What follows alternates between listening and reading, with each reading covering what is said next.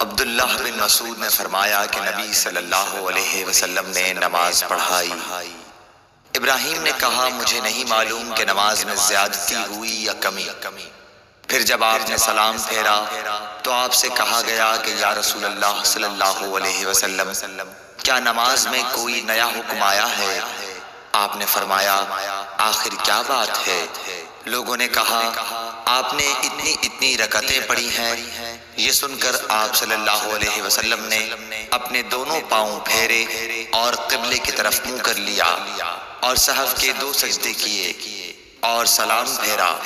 پھر ہماری طرف متوجہ ہوئے اور فرمایا کہ اگر نماز میں کوئی نیا حکم نازل ہوا ہوتا تو میں تمہیں پہلے ہی ضرور کہہ دیتا، لیکن میں تو تمہارے ہی جیسا آدمی ہوں، جس طرح تم بھولتے ہو میں بھی بھول جاتا ہوں، اس لیے جب میں بھول جایا کروں تو تم مجھے یاد دلایا کرو، اور اگر کسی کو نماز میں شک ہو جائے تو اس وقت ٹھیک بات سوچ لے اور اسی کے مطابق نماز پوری کرے، پھر سلام پھیر کر 2 سجدے سہو کے کر لے۔